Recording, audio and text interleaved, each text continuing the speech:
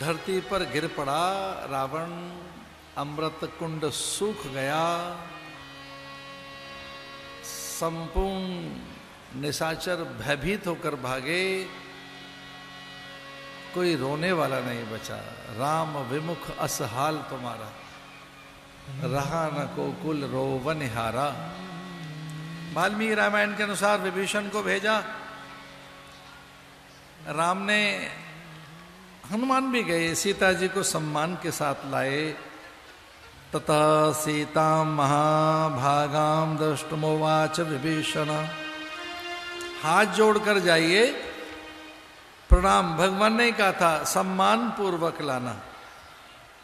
नैव वाचा न मनसा न बुद्ध्या न चक्षुषा सुव्रताव्रत शौटीर्यम न। मैंने किसी को सपने में भी निहारा नहीं, पर पुरुष कभी नहीं देखा, फिर भी राम मैं अग्नि में प्रवेश करूंगी।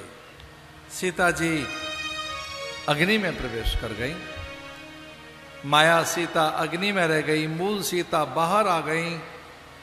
पुष्पक विमान में सब बैठे, भगवान ने संकेत किया, बंदर भालू सब बैठे। सबसे पहले बंदर भालू बैठे, रीछ बैठे, विभीषण को बिठाया, सुग्रीव को बिठाया, अंगद को, द्विविद को, सब बैठे। तेहि अवसर दशरथ तहाए, तनय बिलोक नयन जल छाए।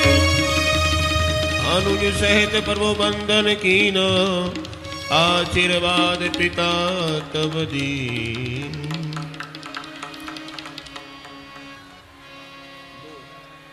अंबर से जब देव पुष्प वर्षा कर रहे थे तो राम ने आकाश की ओर देखा था। एक परिचित मुखमंडल दिखाई दिया राम को। राम ने देखा कोई और नहीं, ये तो मेरे पिता ही हैं।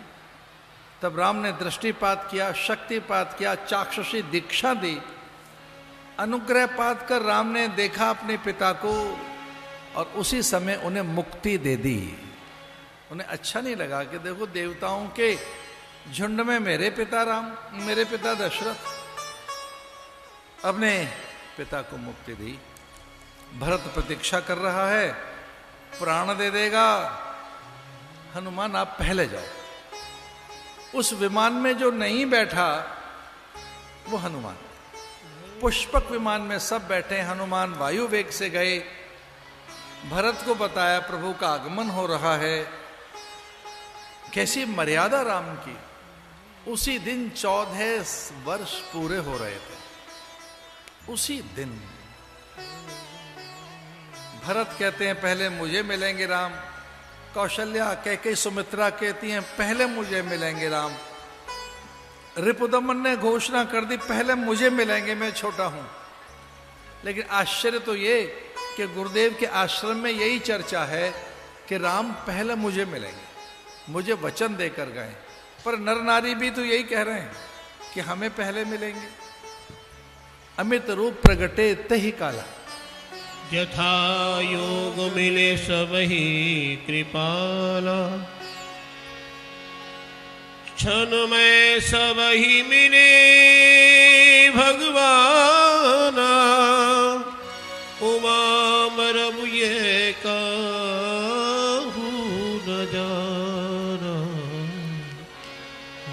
प्रथम तिलक वशिष्ठ मुनि की ना, मुनि सब विप्रन आयुष दीन। राम राज बैठे त्रैलोका, हर्षित भय गए सब शोका। तीनों ताप किसी को नहीं छूते हैं, दैहिक दैविक भौतिक तापा। राम राज काहू नहीं ब्याह। राम कृपा से कोई विषमता नहीं रही।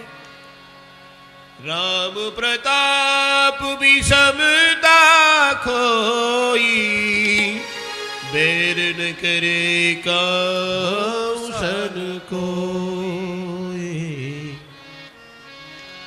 लंबे समय तक राम का राज्य, अचानक ही कुछ अघटित हो गया। सीता सगर्भा हैं, विधाता ने नियति ने, नियंता ने, प्रकृति ने, परमात्मा ने क्या विधान रचा कि फिर से वन में चले गए वो। वाल्मीकि ने कहा था इनका भेद मत बताएं ना किसी को, ये वनदेवी हैं। कुश और लव का वहां जन्म हुआ।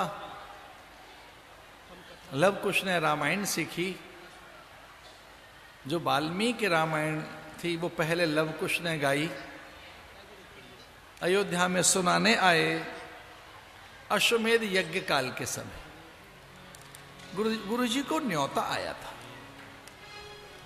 2-4 बार पत्र उल्टा पलटा वाल्मीकि ने। सीता ने पूछा था, हे गुरुवर क्या असमंजस में हो, इतने असहज तो कभी नहीं देखा आपको। वो ने पुत्री कहते थे, कोई पहचान न ले इस दृष्टि से। यद्यपि वो पराम्बा, जगदम्बा, जगत जननी जानकी, लेकिन सबके सामने पुत्री कहते थे सीता को। और सबको ये पता था ये वन देवी हैं कोई। सबका यही परिचय दिया था, वन देवी हैं और ये वन कुमार हैं। 2 बालक लव और कुश। पत्र कैसा आया है कि आप इतने विचाराधीन हैं? उन्होंने कहा पत्र में ये लिखा है कि आप आए, मेरे लिए निमंत्रण है, केवल मेरे लिए। तो विचार क्या कर रहे हो? बोले मेरा मन ये कह रहा था कि एक बार जैसे विश्वामित्र दोनों कुमारों को लेके जनकपुर गए थे, वैसे मैं भी इन दोनों कुमारों को लेके अयोध्या जाऊं। ये 2 कुमार लव और कुश।